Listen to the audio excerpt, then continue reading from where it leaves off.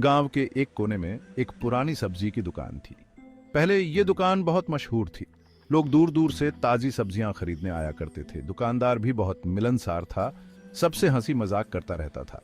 लेकिन अब सब बदल गया था। दुकान वीरान पड़ी रहती थी, दुकान की दीवारें टूटने लगी थी, छत से प्लास्टर गिर रहा था। लोगों ने कहा कि दुकान में भूत रहते हैं। रात को अजीबोगरीब आवाजें आती थीं।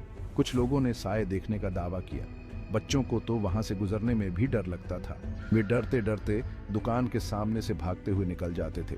बड़े बुजुर्ग भी उस रास्ते पर जाने से कतराते थे। कहते थे कि जो भी उस दुकान के पास गया उसके साथ कुछ न कुछ बुरा हुआ। इस तरह वह दुकान एक डरावनी जगह बन गई। गांव में रामू नाम का एक लड़का रहता था। रामू बहुत ही निडर और बहादुर था। वह भूतों प्रेतों की बातों पर यकीन नहीं करता था। उसे लगता था कि यह सब मन का वहम है। जब उसने उस दुकान के बारे में सुना तो वह हंस पड़ा। उसने सोचा कि यह तो बिल्कुल बकवास है। एक दिन उसने ठान लिया कि वह इस रहस्य का पर्दाफाश करके रहेगा। उसने फैसला किया कि वह रात को उस दुकान में जाएगा और सच्चाई का पता लगाएगा। गांव के लोगों ने उसे बहुत समझाया। उन्होंने कहा कि यह बहुत खतरनाक है, वहां जाने का मतलब है जान जोखिम में डालना। लेकिन रामू किसी की नहीं सुना।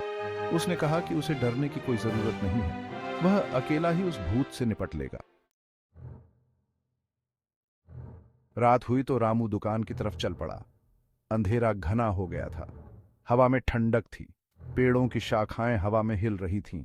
उनकी आवाज से ऐसा लग रहा था जैसे कोई फुसफुसा रहा हो।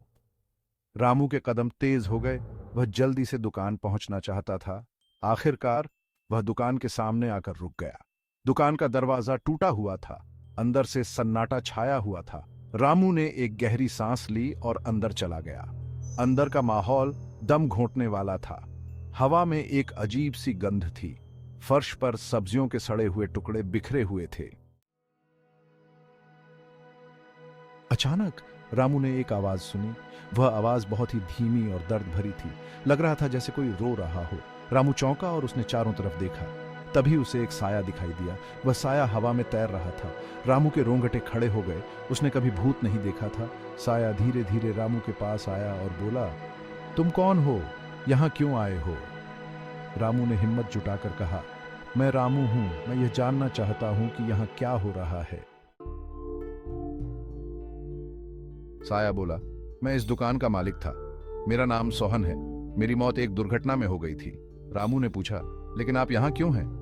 सोहन ने कहा, मेरी आत्मा को शांति नहीं मिल रही है। मेरा एक अधूरा काम है। रामू ने कहा, वह क्या है? मैं आपकी मदद कर सकता हूं। सोहन ने कहा, मेरे परिवार को मेरी मौत की खबर नहीं मिली, कृपया जाकर उन्हें बता दो।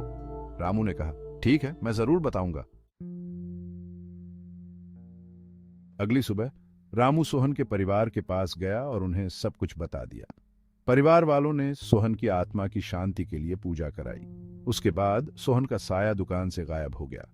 कहते हैं कि उसे शांति मिल गई। धीरे धीरे लोगों का डर दूर हो गया। वह दुकान फिर से खुल गई। लोग वहां से सब्जियां खरीदने लगे। उस भूतिया दुकान की कहानी एक किंवदंती बन गई।